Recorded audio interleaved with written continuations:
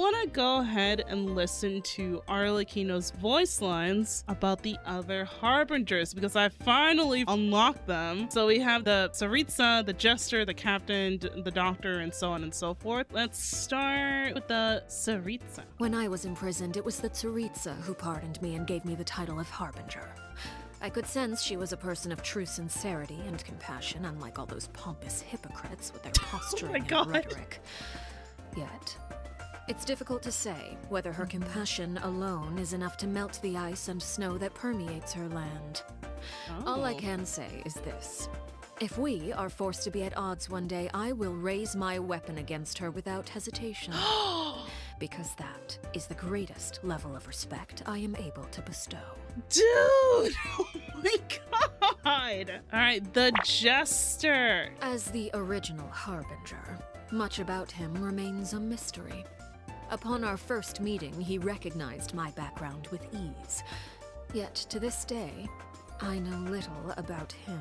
Nothing about Piero. Nothing about the man. Gosh darn it. I think the only thing we know about Piero is that he was a mage in Conria and that our sibling worked with him. I think that's the most that we know. The Captain, who might be the character that we might be meeting in that one. He is very powerful, and that power comes with a high level of responsibility. However, I believe him to be someone worthy of respect, independent of the power he holds. The Doctor. We know who he is. He is an absolute asshole. When I first took over the House of the Hearth, he proposed a number of plans for us to work together. He wanted me to send any rejects to him. He planned to experiment on them and then share the results with me. Oh. I heard that he and the previous knave had quite the professional rapport in that regard. Oh. All I can say is that if he weren't one of my fellow Harbingers, I would have expedited their happy little reunion long ago.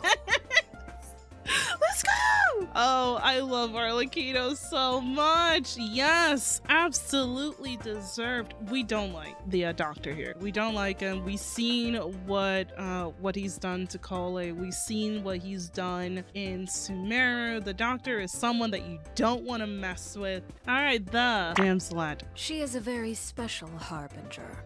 Pose her a question, and the answer you receive will be entirely unpredictable. If she sees fit to give a proper answer at all. Regardless, any answer you do receive is sure to be an interesting one.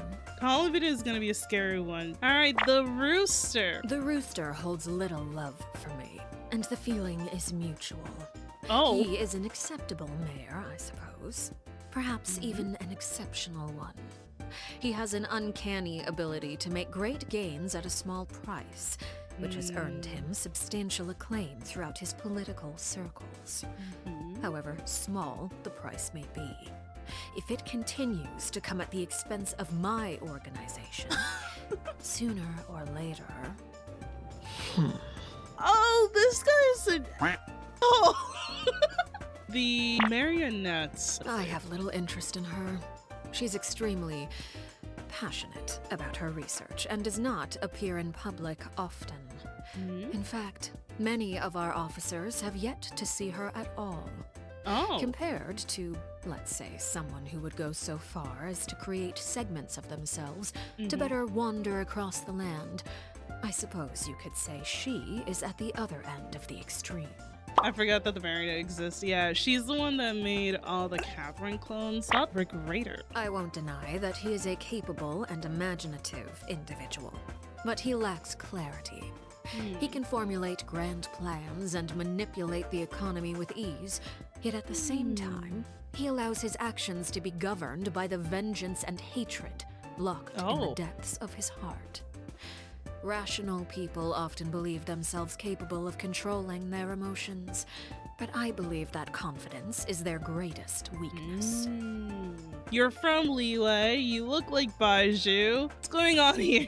Alright, the Fair Lady. I do believe this is Signora. She and Piero were the first Harbingers I became acquainted with. Her prideful attitude when she first visited the House of the Hearth failed to earn her many friends among the children. Subsequent visits were accompanied by gifts, and the stately claim that those who dislike me shall receive none. Oh. The children quickly learned how to play pretend, and she in turn basked in their attention. Oh, superficial though it may have been. I imagine she quite enjoyed being surrounded by children, perhaps due to the persistent loneliness that plagued her. I found her sacrifice to be a great shame. May she be reunited with her lover in death. Oh, okay. You know what? That was kind of sweet. She'll definitely come back, right? Right? In that one, you know, the land of resurrection, right? Senora come back, maybe? Hopium?